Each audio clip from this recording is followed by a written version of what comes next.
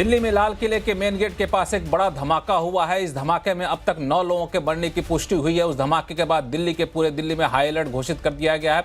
वहां पे दमकल की गाड़ियां पहुंच रही हैं। इतना ही नहीं, गृह सचिव ने इस पूरे मामले की जानकारी गृह मंत्रालय को दी है और दिल्ली के मुख्य पुलिस अधिकारी हैं, उन्होंने भी गृह मंत्री को इसकी पूरी जानकारी दी है। सिर्फ दिल्ली नहीं, दिल्ली में इस धमाके के बाद मुंबई में भी रेड अलर्ट घोषित कर दिया गया है, यानी पूरी तरफ सतर्कता काफ़ी ज़्यादा बढ़ा दी गई है। हालांकि धमाके के पीछे क्या कोई साजिश थी या फिर महज किसी दुर्घटनावश धमाका हुआ, इसका कोई अभी तक खुलासा नहीं हुआ है। लेकिन धमाका हुआ है। धमाका इतना तेज था कि जिस गाड़ी में धमाका हुआ, दरअसल वहाँ पे एक वैन थी, उस वैन में धमाका हुआ, जो शुरुआती जानकारी मिल पा रही है। और उस धमाके की वजह से आसपास की कई गाड़ियाँ काफ़ी ज़्यादा क्षतिग्रस्त हो गई और वहाँ पे जो लोग थे उनके जान माल का काफ़ी नुकसान हुआ। धमाके के तुरंत बाद लोगों को पास के LNJP अस्पताल में पहुँचाया गया और उस अस्पताल से जानकारी निकलकर सामने आ रही कि अब तक 9 लोगों की मौत हो चुकी है। हालांकि धमाका महज दुर्घटना थी या फिर कोई साजिश है या फिर किसी साजिश की तरफ इशारा कर रहा है, इसका अभी तक खुलासा नहीं हुआ है।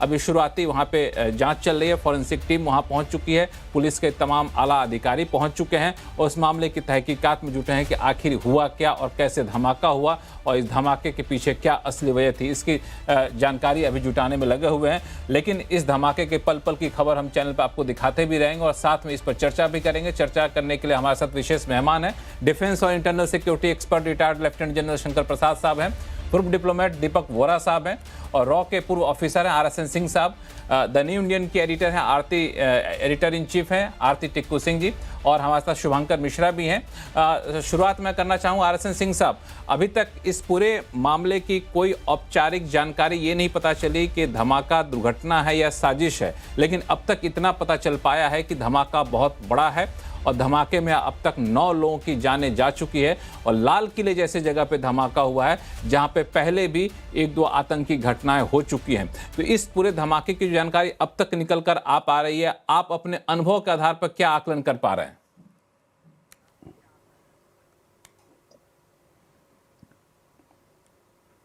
RSN सिंह साहब पूछ रहे हैं?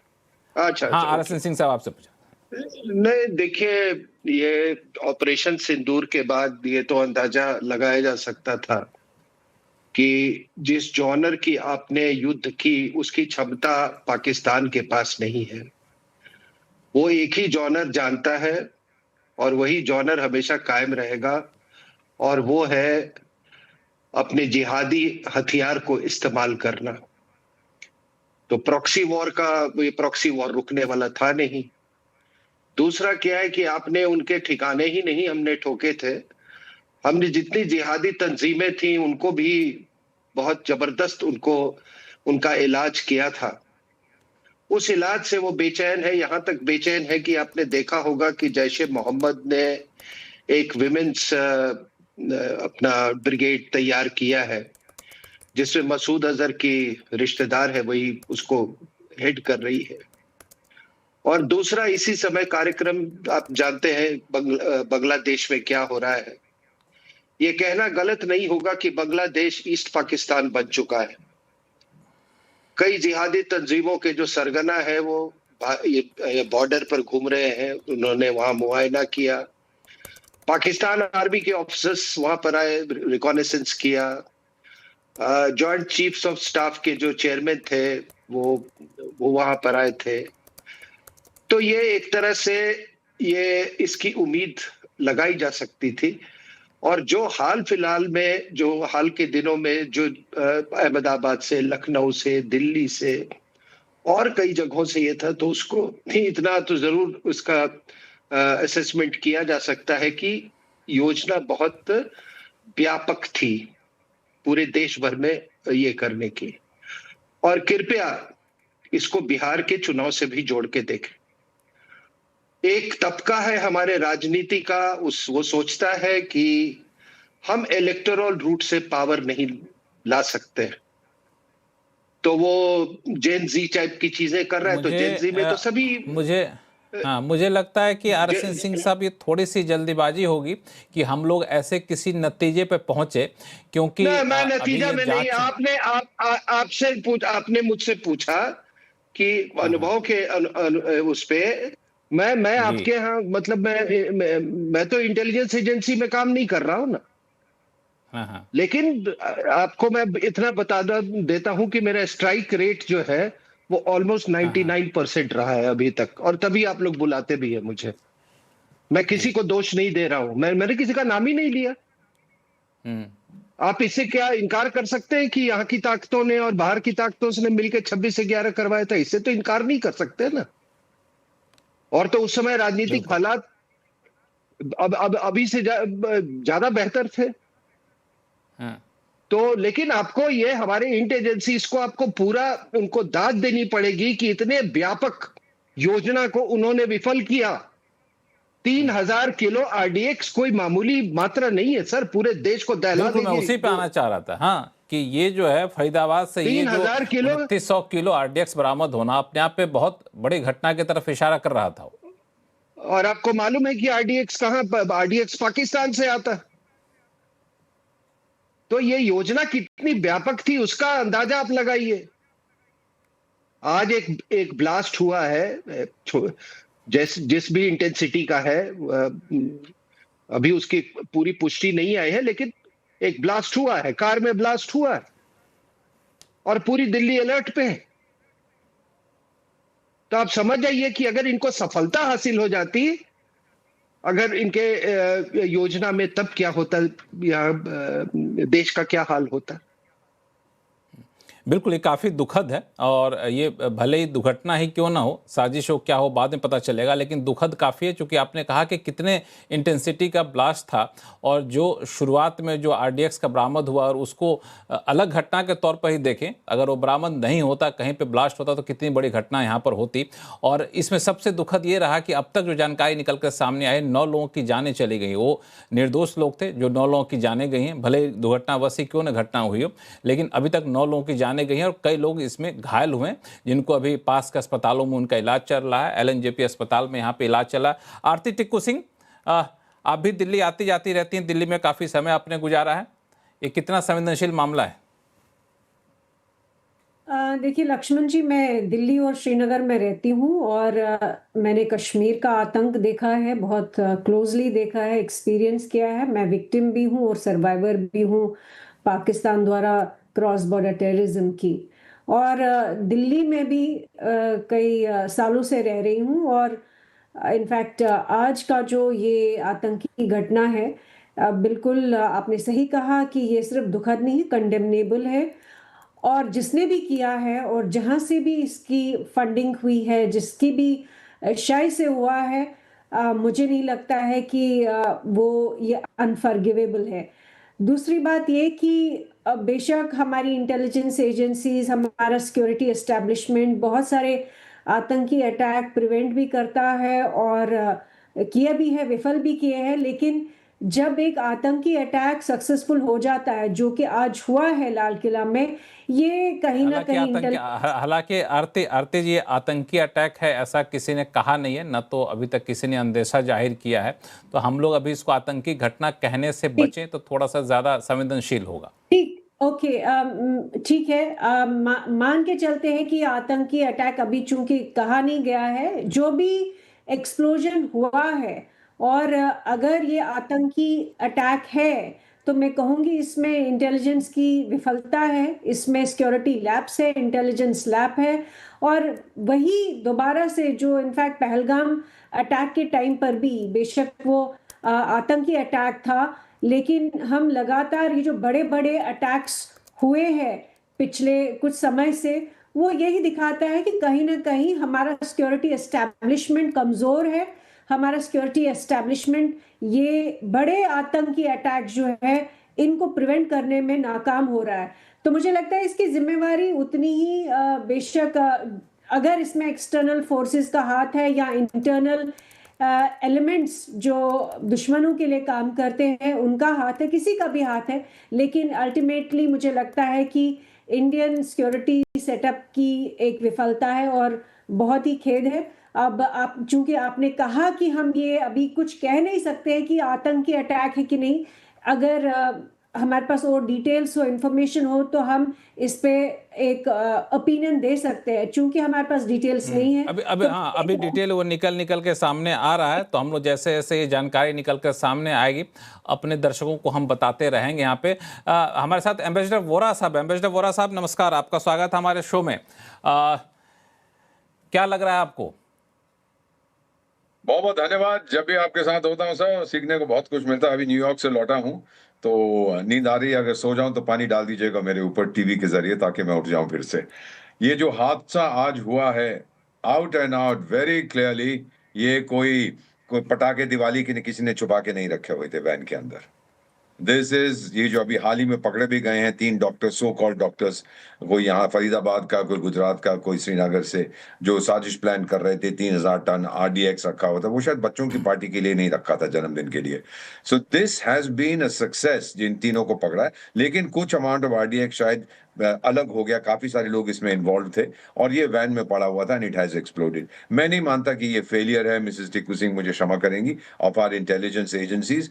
बड़े मेजर टेररिस्ट अटैक्स भारत में 26/11 के बाद दिल्ली में एक बार हुआ था, उसके बाद आई थिंक 2013 के बाद कोई नहीं हुआ। We manage to prevent such attacks, there is a कामयाबी ऑफ आर इंटेलिजेंस एजेंसीज। दूसरी चीज सर, जो आपने सही कहा, मैडम ने भी सही कहा है, ये अकेले में कोई नहीं करता। दिस इज ऑब्वियसली, इसका हाथ है हमारे पड़ोसी मुल्क का। अब आप माने या ना माने, पॉलिटिकल करेक्टनेस करना चाहते हैं नहीं करना चाहते हैं, वो आप पे मुनासिब है। लेकिन जो पिंजड़े वाली मुनरिया है वहां, जो हर चौथे दिन ये कसम खाता है कि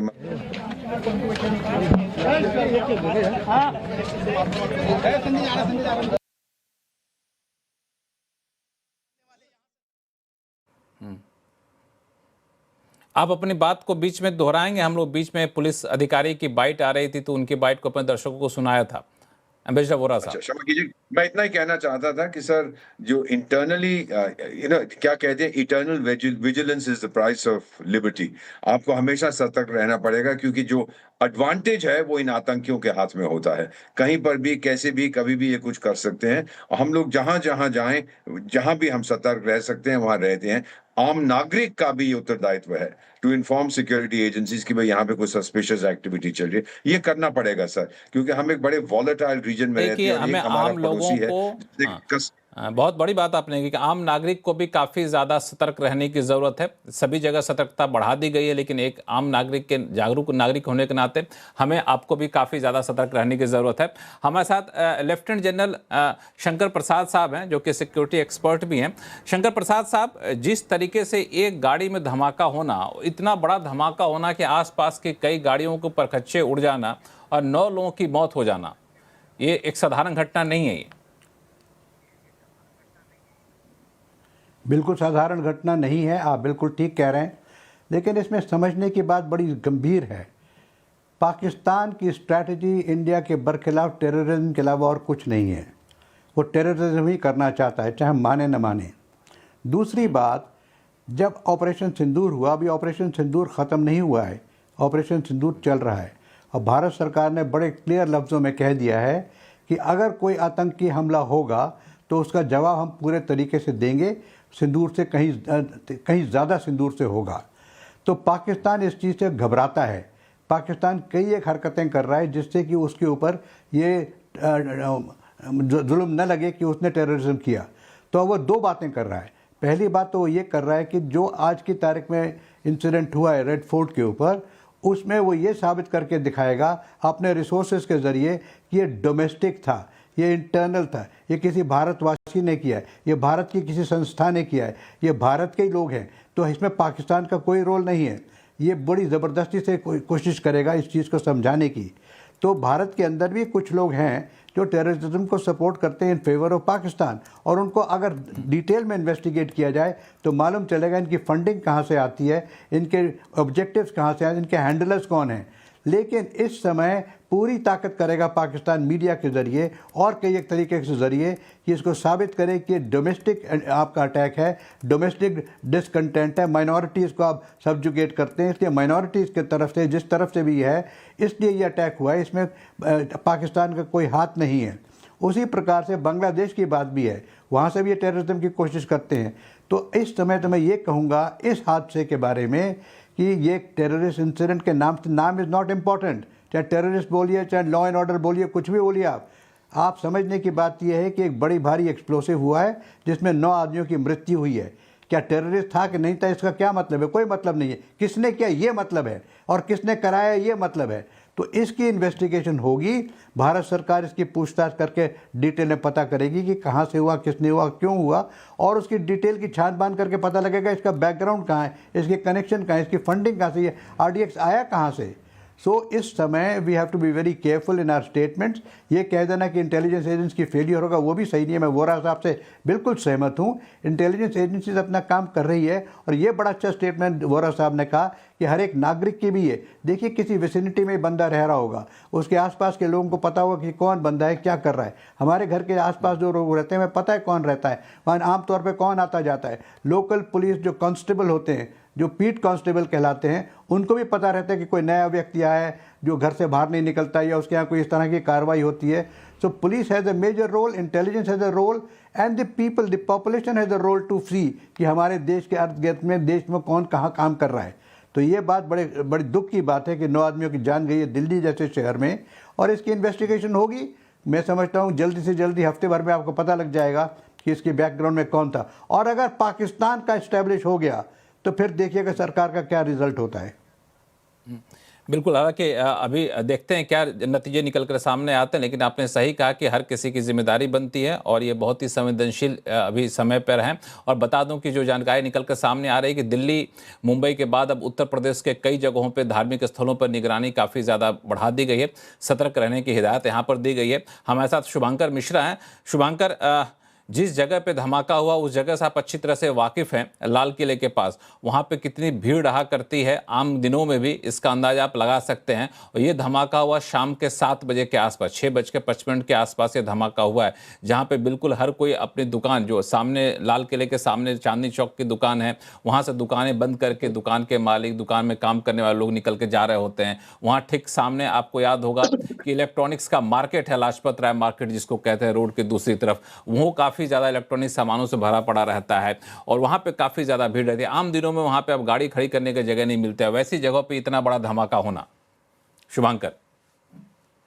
लक्ष्मण नमस्कार। देखिए, ये सिग्नलिंग है असीम मुनीर की तरफ से। ये मेरी निजी राय है, आपको थोड़ा सा रेडिकल लग सकता है।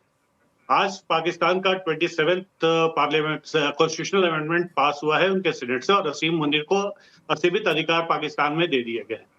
मैं रेस्पेक्टफुली जनरल प्रसाद सर की बात से थोड़ा सा डिसएग्री करूंगा कि पाकिस्तान ऑपरेशन सिंदूर की बात से नहीं घबराता है। पाकिस्तान का एक तबका जरूर घबराता है, बट असीम मुनीर को ये एक मौका दिखता है, और ये एक सिग्नलिंग थी कि आज वहां पे असीम मुनीर को CDF के लिए एक तरीके से लाइफ टाइम उनको पॉकेट में डाल के पकड़ाया गया है पाकिस्तान की सत्ता, और उसका आज भारत में ये असर दिखाया गया है। तो एक तो पहली बात ये है। दूसरी बात ये है कि आप उसकी ब्लास्ट की अगर टाइमिंग्स देखेंगे, ये टाइमिंग्स आज नमाज की टाइम के साथ, शाम की जो नमाज होती है उसकी टाइम के साथ कोइंसाइड कर रहा था। तो इसका भी एक हो सकता है कि, और मुझे इस बात को कहने में कोई संकोच नहीं है कि ये एक टेररिस्ट अटैक है, क्योंकि किसी भी तरीके का अगर ये नॉन टेररिस्ट अटैक है और गाड़ी में किसी कारण से ब्लास्ट होता है तो वो ब्लास्ट इतना बड़ा नहीं हो सकता है। Now we come to the point of कि आखिर पाकिस्तान से इसका लिंक और कैसा हम आप स्टैब्लिश कर सकते हैं। आज ही आपके हरियाणा में जिस तरीके से एक्सप्लोसिव्स की बरामदगी हुई है, और जिस तरीके से वहां पे जिलेटिन, RDX, सस्पेक्टेड RDX अभी तक क्लैरिफाई नहीं हुआ है, इन सब चीजों की बरामदगी इस बात की तरफ इशारा कर रही है कि एक बहुत बड़ा नेफ्रेशियस प्लान चल रहा है। इस बात से कोई इनकार नहीं है कि पाकिस्तान एक सीधी लड़ाई भारत के साथ नहीं चाहता है। पाकिस्तान की तकरीबन 7,500 किलोमीटर की लैंड बाउंड्री है, जिसमें से पाकिस्तान अफगानिस्तान और इंडिया के साथ इसका 80% शेयर करता है। तकरीबन 6,000 किलोमीटर की बाउंड्री इन दोनों देशों के साथ शेयर करता है। दोनों देशों के साथ अभी आज के डेट में उसके रिश्ते बहुत खराब है। तो पाकिस्तान फिर से अपनी पुरानी चाल पे आ चुका है, और जैसा कर्नल RSN सर ने बोला कि इंटरनल जो एस्पेक्ट्स हैं, इंटरनल सपोर्ट के बिना ये चीजें नहीं होती, ये भी आपको उतनी गहराई से समझना पड़ेगा। और मैं दोबारा बोलता हूं, ये पाकिस्तान के द्वारा पाले पोसे गए जो हैंडलर्स हैं, उनके द्वारा असीम मुनीर को उनकी ताजपोशी पर दिया गया गिफ्ट है। I am very clear on this. Lakshman ji. बिल्कुल, ये आपने एक बात कही, इस पर हम लोग आगे भी चर्चा करेंगे आसिम मुनीर के ऊपर, लेकिन इस मुद्दे पे एक आखिरी सवाल लेकर के आरएसएन सिंह साहब आपके पास आना चाहता हूं कि ऐसे मोर्चे पर, ऐसे मौके पर कहें कि जिस तरह की घटना यहां पर हुई है, ऐसे मौके पर किस तरह के हिदायत सुरक्षा एजेंसियों को और तमाम एजेंसियों को लेनी चाहिए? देखिए, पहली बात कि आप सबने कहा कि सतर्क रहना चाहिए। किस तरह से सतर्क रहे, किस पर विश्वास करें, किसका अविश्वास करें, देखे किसको ना देखे। हाँ, सतर्कता ये हो सकती है कोई लावारिस वस्तु वगैरह, वो तो अनाउंसमेंट होता रहता है। ये सबसे बड़ी हमारे साथ समस्या है कि आखिर किस पर, अगर किसी पर अविश्वास करेंगे तो उसको फिर एक राजनीतिक स्वरूप उसको दे दिया जाता है। लेकिन मैं इतना जरूर कहना चाहूंगा कि देखिए, वो क्या कहते हैं कि ये डोमेस्टिक है, हमको उनके नैरेटिव से क्या मतलब है, पाकिस्तान क्या नैरेटिव बिल्ड करता है, हम क्या समझते हैं और हम क्या करते हैं, वो ज्यादा अहमियत रखता है। और जैसा शंकर प्रसाद साहब ने एक बड़ी अच्छी पॉइंट एक उन्होंने बोली कि हमने जब अभी ऑपरेशन सिंदूर खत्म नहीं हुआ है और हमने जो नया डॉक्ट्रिन जो बनाया था, उसमें मोदी साहब ने खुल के कहा था कि any act of terrorism will be construed as an act of war. और मैं आपको एक बात बता दूं कि जो मैंने ट्रैक रिकॉर्ड देखा है मोदी साहब का, नथिंग हैज गॉन अनआंसर्ड। जवाब मिला है, जवाब मिलेगा। और अगर ये आसिफ मुनीर सोचता है कि can get away with it, अगर पता नहीं आपके चैनल के जरिए उसके कानों तक ये आवाज जा रही है, याद रहे उसको दोबारा बंकर में छुपना पड़ेगा जाकर। मैं इतना कह रहा हूं। और ये कोई छोटी मोटी घटना नहीं हुई है sir. 3000 kilo RDX, involvement of doctors. और मैं बता दूं, ये आईसिस का ना, ये आप लोग आईएसआईएस अखबार वाले भी इसको थोड़ा सा, ये आईएसआईएस ना बोले, आईएसआईएस इज नथिंग। ये एक मतलब डिनाइबिलिटी के लिए ये आईएसआई ने इसको ऐसे क्रिएट कर रखा है। हमारे सब कॉर्डिनेट में वो जो इराक और सीरिया वाली आईएसआईएस नहीं है, ये पूरा का पूरा they are being controlled and handled by the ISI for the sake of deniability. तो ये, और आप सोचिए कि जब जिस योजना में ऐसे डॉक्टर्स इन्वॉल्व हो, ये तो हमेशा रहा है कि जो यहाँ के हमारे जिहादी मास्टरमाइंड अंदर में होते हैं, पहले इंजीनियरिंग ग्रेजुएट्स, एक प्यू रिसर्च का मुझे याद है 70% जो ये आतंकवादी जो जिहादी होते हैं, they are from engineering background. इस बार लेकिन डॉक्टर्स देखने को मिल रहे हैं। तो आप समझ जाइए कि सर एक दुनिया है जो कि हमारे और आपसे, ये एक बिल्कुल अलग ही दुनिया है, बिल्कुल अलग ही दुनिया है। उस दुनिया को आप सैटेलाइट आप लॉन्च कर दें, आप ऑपरेशन सिंदूर कर दें, आप 4 ट्रिलियन इकोनॉमी बन जाएं, कुछ उसको मतलब कोई फर्क नहीं पड़ता है। कोई फर्क नहीं पड़ता है। वो दुनिया ही अलग है। उस दुनिया में थोड़ा झांकने की कोशिश कीजिए, उस दुनिया में झांकने की कोशिश कीजिए। और ये जो हिपोक्रेसी है ना, खास करके अंग्रेजी बोलने वाले लोग कुछ ज्यादा हिपोक्रेट्स होते हैं। ये हिपोक्रेसी आपको त्यागना होगा। And don't play around with, we should not play around with words. अब शब्दों का इस तरह सही कहा कि दुनिया कहीं भी पहुंच गए, इनकी अपनी दुनिया होती है, उसी दुनिया से देखते हैं, उसी चश्मे से देखते हैं, और हम लोग अपनी दुनिया से चश्मे से देखने की कोशिश। हाँ, अगर उस दुनिया के अंदर हम गए होते ना, तो एक कश्मीर से पलायन नहीं होता। वो दुनिया को आपने आप देखते भी थे तो आप में वो मॉरल करेज नहीं था कि आप दुनिया के सामने बोले। आप चूंकि आपने आरएसएन सिंह साहब, आपने मुनीर का एक चर्चा यहाँ पे छेड़ा है, और इससे पहले शुभांकर ने भी कहा, तो एक बड़ा डेवलपमेंट पाकिस्तान में जो हो रहा है कि आसिम मुनीर को अब वहाँ पे संवैधानिक एक तरह से सुरक्षा प्रदान की जा रही है, और ऑपरेशन सिंदूर के बाद लगातार आसिम मुनीर का कद वहां पे बढ़ता जा रहा है। ये दरअसल क्या इशारा कर रहा है लेफ्टिनेंट जनरल शंकर प्रसाद साहब? ये बिल्कुल क्लियर दिखा रहा है। देखिए, इसके कई एक पहलू हैं, बाकी हिस्ट्री तो छोड़ दिए, सबको पता है, उसको मैं रिपीट नहीं करना चाहता कि पहलगाम कैसे हुआ, सिंदूर कैसे, उसका नतीजा क्या निकला। आज की तारीख में हमारी त्रिशूल एक्सरसाइज चल रही है, जो ट्राई सर्विसेज एक्सरसाइज है। मुनीर साहब बहुत चालू हैं, बहुत क्लेवर हैं। उनको पता है कि अपनी पोजीशन किस तरह से मैं स्ट्रांग बनाऊं। पहले तो वो फील्ड मार्शल बन गए तुरंत सिंदूर के बाद, जबकि उनकी पिटाई हुई थी अच्छी। दूसरा, वो ये दिखा रहे हैं पाकिस्तान की सरकार को, पाकिस्तान के अवाम को, कि हमें यूनिटी चाहिए। एक ऐसी संस्था बनानी है जो कि ट्राई सर्विसेज हो, यानी कि सीडीएस की टाइप हो, जैसे भारत में सीडीएस है, उसमें एक दूसरे के साथ मिलकर काम किया जाए। जॉइंटनेस लाना चाहते हैं, ये बता रहे हैं अपनी सरकार को, जो कि इस समय बिल्कुल इनकॉम्पिटेंट है, उसको समझना ही पड़ता है। तो इसमें इस वक्त मुनीर साहब इंडिया की बड़ी जो बातें हैं उनको नज़र रखते हुए अपनी बढ़ोतरी कर रहे हैं। तो ये कहते हैं कि जी हमारे यहाँ भी एक चीफ ऑफ डिफेंस स्टाफ होना चाहिए, जिसको कहेंगे हम चीफ ऑफ डिफेंस फोर्सेस, और 27th अमेंडमेंट करेंगे कॉन्स्टिट्यूशन के अंदर, जिससे कि field marshal will continue to remain the head of army, navy and the air force. Army का चीफ बनेगा, नेवल और एयरफोर्स वाले बनेंगे, और साथ साथ जो चेयरमैन जॉइंट ऑफ चीफ था उसको हटा दिया जाएगा आर्टिकल अमेंडमेंट 27 के अंडर, और 243 आर्टिकल जो है उसके नीचे जो जॉइंट स्टाफ था, चेयरमैन जॉइंट स्टाफ, उसको हटा के वो पावर अब सीडीएस के पास, सीडीएफ के पास चली जाएगी। और ये भी हो सकता है, इसकी अभी पूरी पुष्टि नहीं हुई है, कि शायद डिफेंस मिनिस्टर की पोस्ट भी अबॉलिश कर दी जाए, या डिफेंस मिनिस्टर को फील्ड मार्शल के नीचे कर दिया जाए। तो जितने प्रमोशंस होंगे आर्मी में, जितने ट्रांसफर्स होंगे, जो भी होगा वो अब सिर्फ मुनीर के हाथ में रहेगा। तीसरी बात जो उन्होंने बड़ी ज़रूरी इस अमेंडमेंट में कराई है कि जो जुडिशरी है उसकी पावर्स रिड्यूस कर दी जाएं, जिससे कि मेरे ऊपर कोई, उनको अब कोई निकाल नहीं सकता। उनको निकालने के लिए सिर्फ इम्पीचमेंट की ज़रूरत पड़ेगी, जो इम्पीचमेंट कभी हो नहीं सकती। तो उन्होंने इस तरीके से एक जाल रचा है, जिसमें भारत के उन्होंने अपने वो दे के सिमिलैरिटी दे के अपने आप को इस पोजीशन में ला दिया है। और तीसरी सबसे ज़रूरी बात, जो उनका न्यूक्लियर फैसिलिटी है, उसका जो पूरा करता धरता है वो फील्ड मार्शल साहब खुद हैंडल करेंगे, एक आर्मी ऑफिसर के, यानी कि the chief of the army staff, या खुद ही करेंगे। पूरा न्यूक्लियर आर्सेनल, पूरा स्ट्रेटेजिक वेपन्स, पूरे वेपन्स मास डिस्ट्रक्शन का कंट्रोल इनके पास।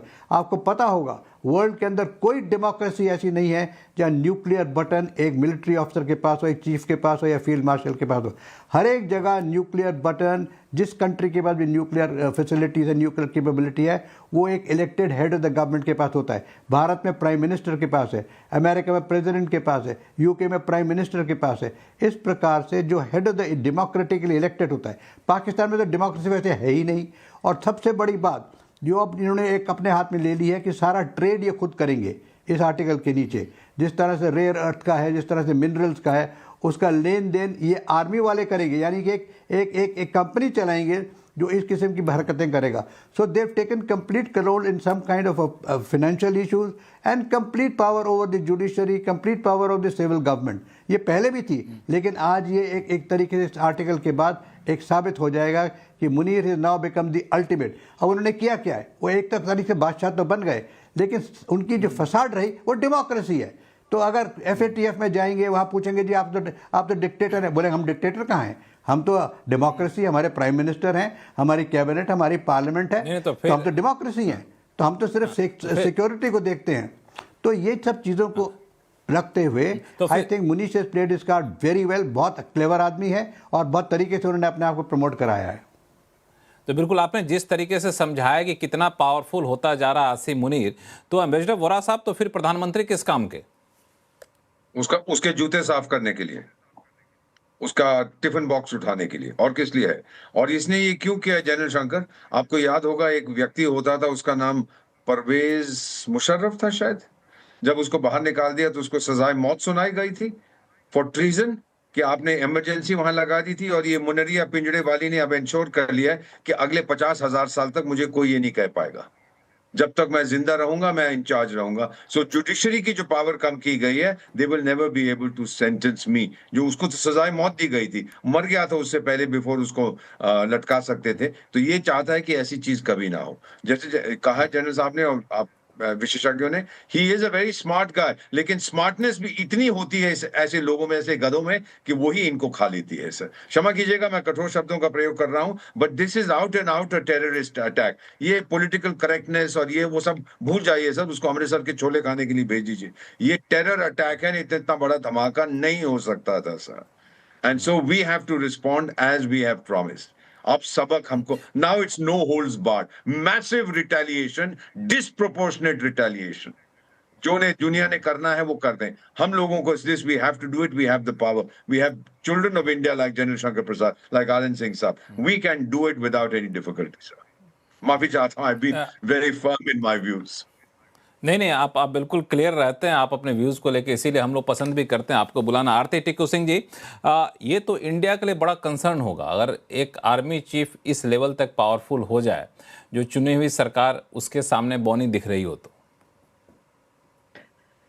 लक्ष्मण जी, पहले तो ये कि एम्बेसडर वोरा आप बहुत ज्यादा अंग्रेजी बोलते हैं, अंग्रेजी थोड़ी कम बोला करिए। दूसरा ये कि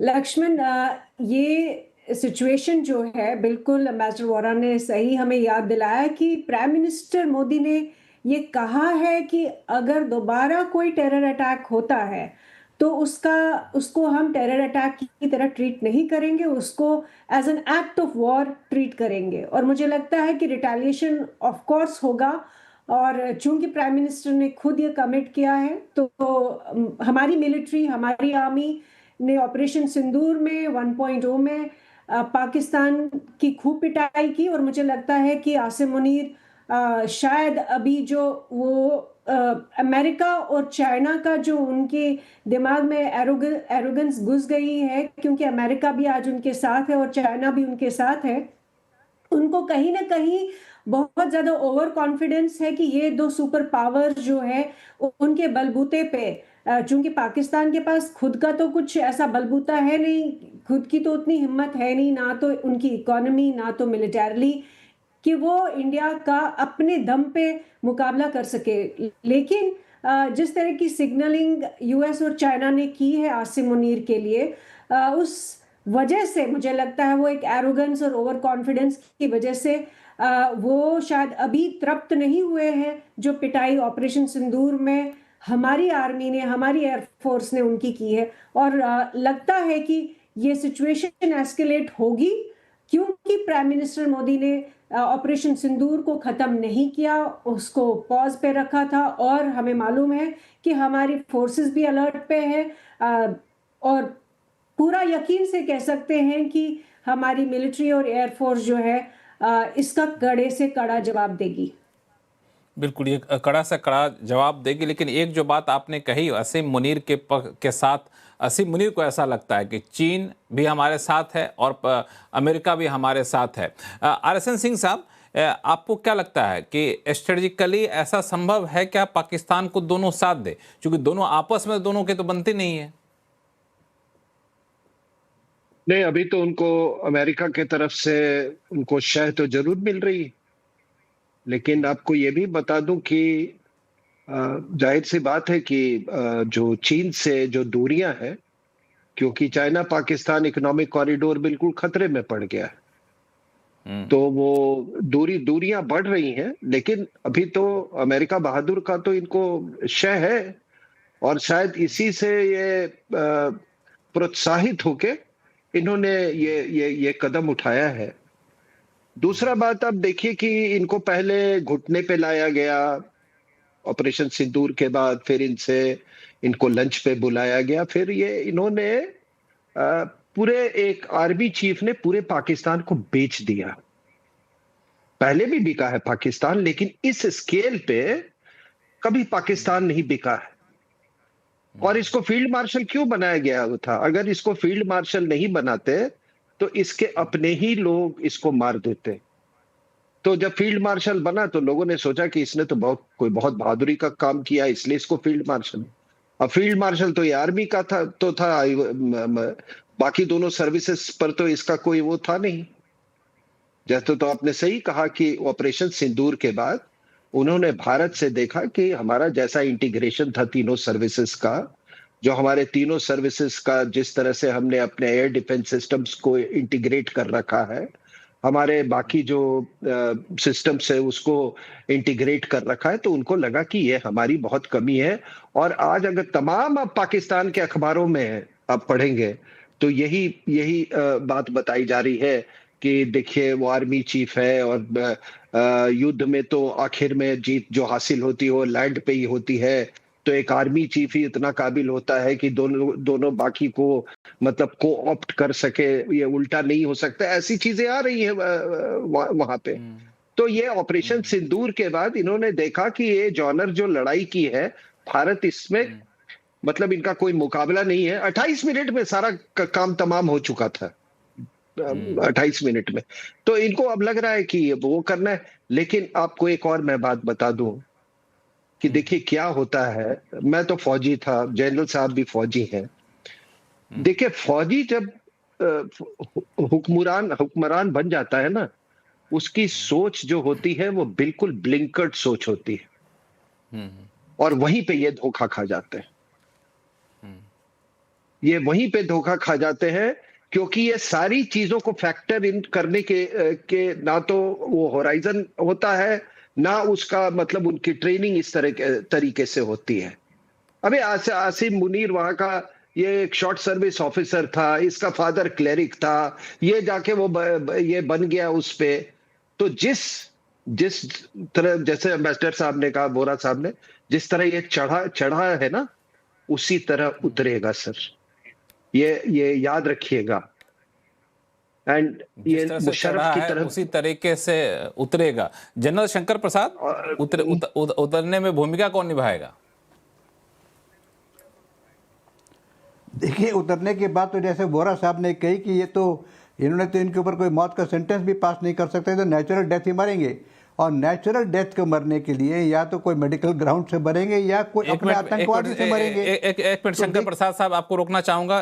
दिल्ली के पुलिस कमिश्नर को बताया जाएगा। इस इंसिडेंट में कुछ लोग को इंजरीज भी आई हैं और कुछ लोगों की डेथ भी हुई है, तो वो अभी हालात का जायजा लिया जा रहा है और एग्जैक्ट फिगर्स जो हैं आपको कुछ ही देर में बता दी जाएंगी।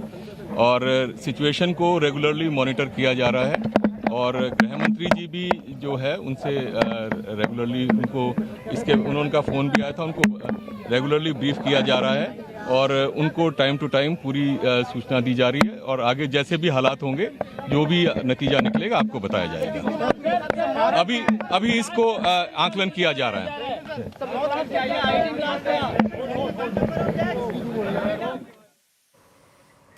तो ये थे सतीश गोलचा साहब, जो कि दिल्ली के पुलिस कमिश्नर थे। उनका कहना था कि लगातार हालात पर नजर बनाए हुए है, पूरे मामले की जांच की जा रही है। गृह मंत्री अमित शाह लगातार संपर्क में हैं, उनको भी पल पल की जानकारी दी जा रही है, उनकी तरफ से जरूरी निर्देश लिए जा रहे हैं। तो ये पूरा मामला वो बयान कर रहे थे। दिल्ली के लाल किले में जो ब्लास्ट हुआ उसको लेकर के, जिसमें उन्होंने कोई आंकड़े तो नहीं दिए। उन्होंने कहा कि कई लोग घायल हुए हैं, कुछ लोगों की मौत वहां पर हुई है, लेकिन कोई आंकड़ा नहीं दिया। हाँ, ये जरूर कहा कि इस पूरे मामले की जांच की जा रही है, काफी ज्यादा सतर्कता यहाँ पे बढ़ती जा रही है।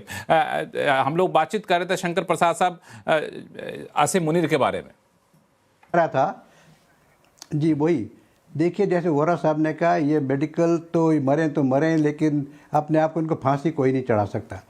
मुझे वो लफ्ज़ याद है प्राइम मिनिस्टर के, जब उन्होंने पहली दफ़ा आतंकवाद के बाद जब बयान दिया था कि we will hit terrorist and their supporters, तो टेररिस्ट को काफ़ी तो मार दिया, 100-150 तो मार दिए। उनके सब जो मुरीदके में थे, भावलपुर में, उनके कैंप हटा दिए। 10-12 कैंप जो ऑपोजिट कश्मीर थे वो हटा दिए। लेकिन जो उनको सबसे बड़ा जो उनका सपोर्टर है वो कौन है? The biggest supporter of Pahalgam, of terrorism today is the chief of the army staff field marshal Munir. इसमें कोई डाउट है किसी को? कोई डाउट नहीं है। तो मुनीर हमारे टारगेट पर है भाई। ऑपरेशन सिंदूर में भी ख़त्म नहीं हुआ। मैं दोबारा कह रहा हूँ, जितने लोग पाकिस्तान में ओहदेदार हैं, ISI वाले हैं और जो इनके हैंडलर्स हैं, वो सब हमारे दुश्मन हैं। They are all terrorist. ये तो जहादी कहलाते हैं, जहादी चीफ। तो आप समझ लीजिए कि इनको ये अपनी सिक्योरिटी तो बड़ी ज़बरदस्त होगी इनको मारना को माहौल नहीं है, लेकिन Pakistan is also going through its own terrorism. उनका तो होम ग्रोन टेररिज्म भी है। वो तो रोज़ चिल्लाते हैं सब जगह जाके, जी हम टेररिज्म से मर रहे हैं, हमारे यहाँ तो लोग 3000 मर गए, टेररिस्ट इंसिडेंट्स हो गए, फलाना हो गया, हम तो इसको कंट्रोल कर रहे हैं लेकिन ये टेररिस्ट हमारे कंट्रोल के बाहर हैं। ये सब कहानी सुनाते हैं वो। तो शायद हो भी सकती है सच, मैं समझता हूँ सच हो तो अच्छा है। अच्छा सब लगेगा जब टेररिस्ट ऑर्गेनाइजेशन पाकिस्तान के बरखिलाफ़ी काम करेंगी।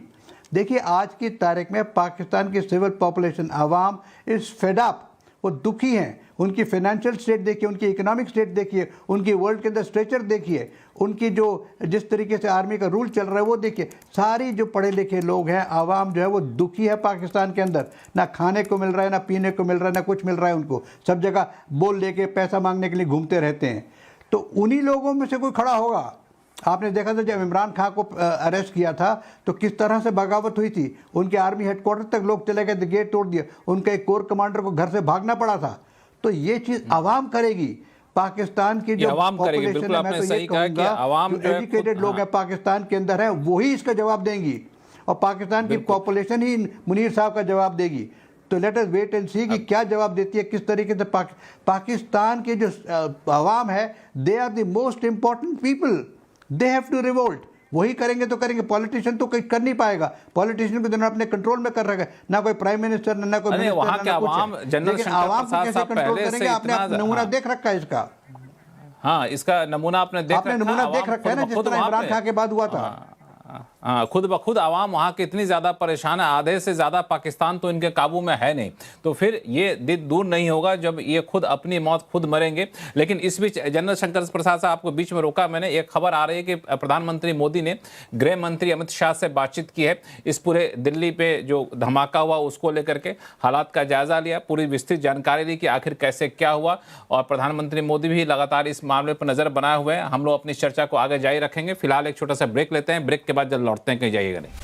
का फिर सबका स्वागत है। हम लोग चर्चा कर रहे हैं दिल्ली बम धमाके पे। हम लोग चर्चा की, बम कहना भी जल्दीबाजी होगी। दुर्घटना जो हुई है जहां पे कार धमाका हुआ है, करीब 8 लोगों की मौत हो गई, कई लोग यहां पर घायल हो चुके हैं। प्रधानमंत्री ने गृह मंत्री से बातचीत की है और लगातार हालात पर नजर बनाए हुए हैं। सारी जांच एजेंसियां मौके स्थल पर पहुंच चुकी है। हालांकि अभी तक पता नहीं चला है कि इस धमाके के पीछे असली वजह क्या थी।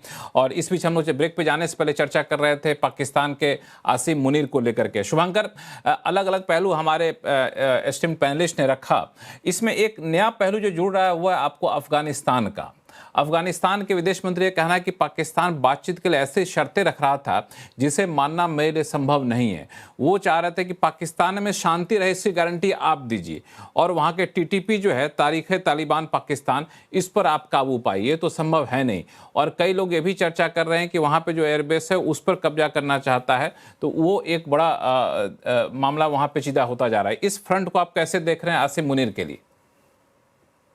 लक्ष्मण, आसिम मुनीर की आज की सिर्फ तकलीफ यही है कि पाकिस्तान, अफगानिस्तान और भारत से घिरा हुआ है।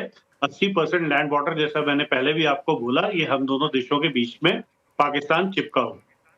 समस्या पाकिस्तान की ये है कि जिस तरीके से उसने तहरीके तालिबान पाकिस्तान को खड़ा किया और अब एक नया फ्रंट और खुल गया है, TLP, इन सब पे पाकिस्तान का अब कोई काबू नहीं है। बिकॉज पाकिस्तान ने जो दवाई वहां पे छिड़की थी रिलीजियस फैनेटिज्म की, वो दवाई अब उसी के खिलाफ इस्तेमाल हो। फैनेटिज्म में की लड़ाई में ये होता है कि जो ज्यादा बड़ा फैनेटिक होता है उसकी तरफ लोग ज्यादा इकट्ठा होते हैं। तो पाकिस्तान से ज्यादा फैनेटिक्स तालिबान है, तो लिटरली पाकिस्तान से ज्यादा अब सपोर्ट तालिबान को मिल रहा है। पश्तून और आपके बलूच, ये दो कौम ऐसी हैं जो पाकिस्तान के साथ बिल्कुल रहने को तैयार नहीं है। कई ऐसे वीडियोस सरफेस हो रहे हैं जिसमें पाकिस्तान के अंदर काफी ज्यादा डिसकंटेंट है, वो दिखाई देता है। बिल्कुल। अब बगराम एयरबेस की जिसकी आप बात कर रहे हैं, बगराम एयरबेस स्ट्रेटेजिकली बहुत इंपॉर्टेंट है, पाकिस्तान के बहुत पास है, काबुल के नजदीक है, और ये सोवियत जमाने से ही काफी इंपॉर्टेंट एयरबेस है। और यूएस की पूरी लड़ाई अभी ये चल रही थी कि किसी तरीके से बगराम एयरबेस पे कंट्रोल कर। एक बात मैं थोड़ा सा इससे हटके असीम मुनीर के बारे में बोलूंगा। असीम मुनीर ने तो अपने इरादे तकरीबन 2-3 साल पहले से साफ कर दिए थे, जब उसने अपने पांव पसारने शुरू किए थे। जब वो चीफ ऑफ आर्मी स्टाफ बना, जिस तरीके से उसने इमरान खान को जेल पहुंचाया, और उसके बाद जिस तरीके से ऑपरेशन सिंदूर की कार्रवाई हुई पहलगाम के बाद, इवन पहलगाम का भी जो था वो मुझे एक तरीके से लगता है कि ये असीम मुनीर की तरफ से एक स्क्रिप्टेड ड्रामा है जो बड़े ही प्यार से लिखा गया है। सबसे पहले आप एक भारत के अंदर आतंकवादी कार्रवाई कराइए, डेफिनेटली भारत रिएक्ट करेगा। रिएक्ट करने के बाद हारी हुई फौज का चीफ अपने आप को फील्ड मार्शल बनाता है। अगर हम पाकिस्तान की ही बात माने तो सारा काम तो उनकी एयरफोर्स ने किया। अगर पाकिस्तान के पॉइंट ऑफ व्यू से सोचे तो पाकिस्तान एयर चीफ को एयर मार्शल बनाना था। ये फील्ड मार्शल कहां से बना दिया वो मुझे समझ में नहीं आया। उसके बाद इसको सीडीएफ बना के, और कोई बड़ी बात नहीं है कि थोड़े दिनों में आपको जियाउल हक और परवेज मुशर्रफ का मिला जुला संस्करण दिखाई दे, जिसमें ये खुद को अयूब खान की तरह डिक्टेटर एंड चीफ एडमिनिस्ट्रेटर भी डिक्लेयर कर देगा। ये बंदा खुद को आप देखेंगे कि आज के 1 साल के बाद खुद को chief administrator, president, chief of defence forces, and he will declare himself everything.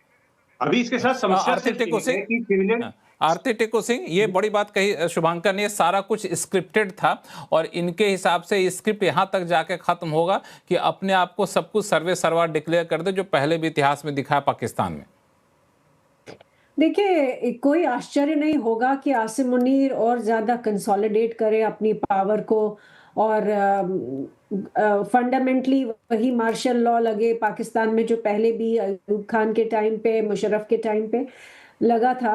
लेकिन मुझे लगता है कि साथ ही साथ हमें ये भी फैक्टर इन करना चाहिए कि क्या पाकिस्तान का जो ये फ्रैंकनस्टाइन मॉन्स्टर जो जियाउल हक ने पैदा किया अफगानिस्तान में कोल्ड वॉर के टाइम पे, सोवियत यूनियन को बाहर करने के लिए अमेरिका का साथ दिया, इनफैक्ट शुरू से ही अमेरिका का ही साथ दिया, और जो ये पूरा आतंक का जो मॉन्स्टर अमेरिका ने बनाया पूरे सब कॉन्टिनेंट में, जो क्रिएट किया गया सिर्फ और सिर्फ इसलिए क्योंकि कोल्ड वॉर के टाइम पे वो सोवियत यूनियन का इन्फ्लुएंस जो अफगानिस्तान में था और बढ़ता जा रहा था, इनफैक्ट इंडिया भी उस वक्त सोवियत यूनियन के ही कैंप में था, उसको रोकने के लिए जिस तरह का मॉन्स्टर क्रिएट किया पाकिस्तान ने, क्या इसको ये अंदर ही अंदर खा जाएगा? बेशक आसिम मुनीर अपने आप को और ज़्यादा पावरफुल बनाए, लेकिन किस तरह से टीटीपी, टीएलपी, जितने भी आतंकी संगठन है, ये किस तरह इवॉल्व होते हैं और किसका तख्ता पलट करते हैं, आज की डेट में कोई कह नहीं सकता है।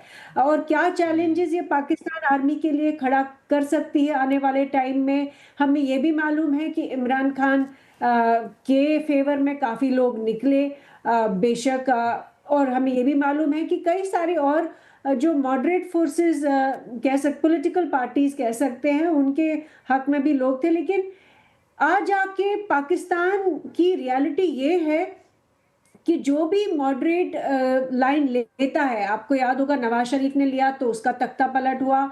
इनफैक्ट आज ही मैं कहीं सुन रही थी कि इमरान खान की सरकार में भी एक ऐसी कोशिश थी कि वो इंडिया के साथ कहीं ना कहीं पीस की बात करे, उसमें भी यही हुआ अंत में कि इमरान खान की भी सरकार गई। इसलिए ये मॉन्स्टर इतना बड़ा बन चुका है, ये पाकिस्तान को अंदर ही अंदर कैसे करोड़ करेगा और किस तरह की इंस्टेबिलिटी पूरे रीजन में लाएगा, कोई कह नहीं सकता है। इसलिए मुझे लगता है आसिम मुनीर बेशक बने रहे और सीडीएस भी बने, कुछ भी बने, लेकिन कितनी देर वो चला पाएंगे, क्योंकि उनसे भी बड़ा एक्सट्रीमिस्ट खड़ा हो सकता है पाकिस्तान में। और हालांकि एक चीज और है, आरती टेको सिंह की, जिसकी बदौलत वो कूद रहे हैं एक तरीके से कहे, जहां से वो ताकत पा रहे हैं, वो है डोनाल्ड ट्रंप। अमेरिका के राष्ट्रपति तो हैं, लेकिन डोनाल्ड ट्रंप की, लक्ष्मण जी, सिर्फ डोनाल्ड ट्रंप की आप बात नहीं करिए। हमें नहीं भूलना चाहिए कि ऑपरेशन सिंदूर में चाइना का मिलिट्री टेक्नोलॉजिकल सपोर्ट पूरी तरह से था पाकिस्तान को, और हमें यह नहीं भूलना चाहिए कि लगातार चाइना ने यूएनएससी में टेरर पे जब भी जितने रेजोल्यूशंस लाए, उन्होंने इंडिया के खिलाफ उसमें वीटो दिया। और हमें ये नहीं भूलना चाहिए कि हाफिज सईद और जैश ए मोहम्मद, जितने भी आतंकी ग्रुप है, उनका पूरी तरह से चाइना ने समर्थन किया। तो ये कहना, तो आपका कहना है कि चाइना और यूएस दोनों मिल करके आसिम मुनीर को जो ताकत दे रहे हैं, वही इसके ताकत की असली वजह है। एम्बेसडर वोरा, ऐसे में भारत, एक लाइन कहना चाहूंगी, लेकिन ये समझना जरूरी है कि आखिर पाकिस्तान को अमेरिका भी और चाइना भी जो आतंक पे सपोर्ट मिल चुका है अभी तक, वो आखिर में उसके विक्टिम्स है कौन? उसके विक्टिम्स बेशक पाकिस्तान के अंदर लोग होंगे, लेकिन सबसे बड़े विक्टिम्स इंडिया में, कश्मीर में, आज के लाल किला अटैक में और अफगानिस्तान में अगर आप देखें, पंजाब में देखें, विक्टिम्स पूरे इंडियन सबकॉन्टिनेंट में इस सारे आतंक। और प्लीज जब हम बात कर रहे हैं कि हम टेरर एक्ट को एक्ट ऑफ वॉर मानेंगे और उनके सपोर्टर्स को भी नहीं हम बख्शेंगे, तो क्या आज की डेट में हम तैयार है? ऐसी स्ट्रैटेजीज हमारे पास है कि अमेरिका का और चाइना का सपोर्ट जो एक टेरर स्टेट जो पाकिस्तान आर्मी है, यही सवाल, हाँ, तो वो कैसे काउंटर किया जाए? हाँ, यही सवाल मैं दीपक वोरा साहब से पूछना चाहता हूँ। एम्बेसडर वोरा, मेरा सवाल आरती जी ने खुद ही पूछ लिया। मैं उनकी बहुत इज्जत करता हूँ, डरता भी हूँ मैडम आरती टीकू सिंह से। बट बेसिक इशू यहाँ पे जो आपने अभी सवाल किया है, आपको मालूम है कि ये जब डिस्कशन हो रही थी इस 27th अमेंडमेंट पे in the national assembly of Jihadistan, वो प्रधानमंत्री जो है, जो बदमाश अपने आप को शरीफ कहता है, वो अजरबैजान चला गया है पैसे मांगने के लिए, क्योंकि अब ये जो अरब देश है वो कह रहे हैं भाई तेरे को बहुत भीख देख चुके हैं, अब और नहीं देंगे। अब वहां गया कि ऑयल रिच कंट्री है तो उनसे भी कुछ पैसे लेगा। सर, जो are we ready to take them on? Yes we are. हम बात करते हैं चाइना और अमेरिका के सपोर्ट, क्या वो अपने फौजी भेजेंगे लड़ने के लिए? अरे चीनी में दम नहीं है कि मुझसे लड़ जाए। मैं 74 साल का हूँ, 10 अपने चीनी आए तो मैं अकेला निपट लूंगा उनसे। They don't know how to fight, और बड़े बड़े हथियार लाते हैं। और मैं तो खुद कई बार कंफ्यूज हो जाता हूँ एम्बेसडर वोरा कि आप डिप्लोमेट हैं कि आर्मी पर्सनल रहे हुए हैं। बस जनरल साहब को देख के मैं भी प्रोत्साहित हो जाता हूँ। शंकर प्रसाद साहब कुछ जोड़ना चाहता है। शंकर प्रसाद साहब कुछ जोड़ना चाहते हैं। शंकर प्रसाद साहब।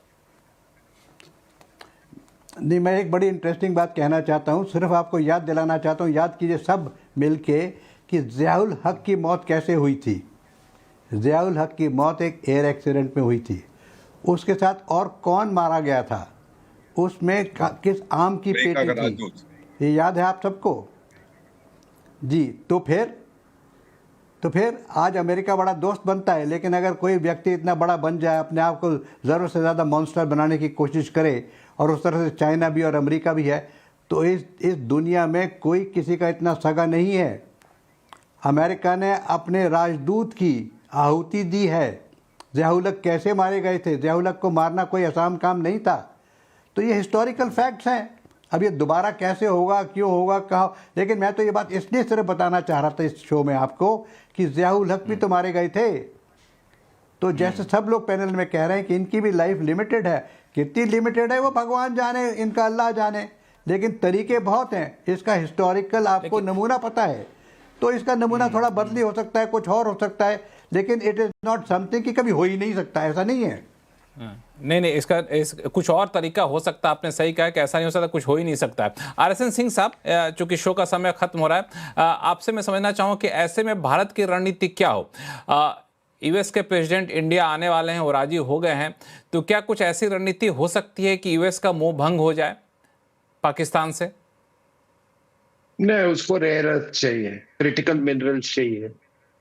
वो जो कुछ भी आप देख रहे हैं ये उसी के तहत हो रहा है। और एक और बात मैं बता दूं कि ऑपरेशन सिंदूर के पहले जो समीकरण थे इस हमारे रीजन में, वो कुछ और थे, और उसके बाद से बिल्कुल सही कहा, चाइना ने अपना उसका पूरा हार्डवेयर, सॉफ्टवेयर सब कुछ था, वो उसको फिर भी ऑपरेशन सिंदूर में उसको उसका फायदा नहीं हो सका।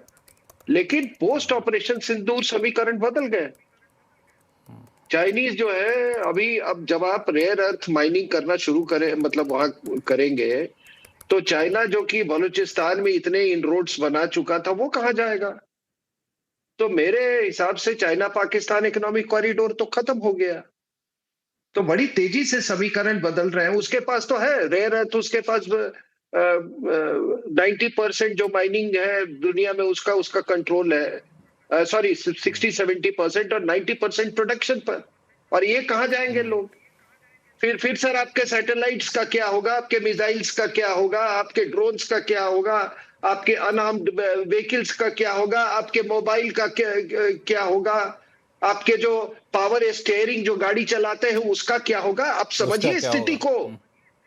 तो ये देखिए ऑयल ये मतलब अगर आप दुनिया का नक्शा देखें तो वो मिडिल ईस्ट में था, अब जो है वो वेस्ट में मूव कर गया है।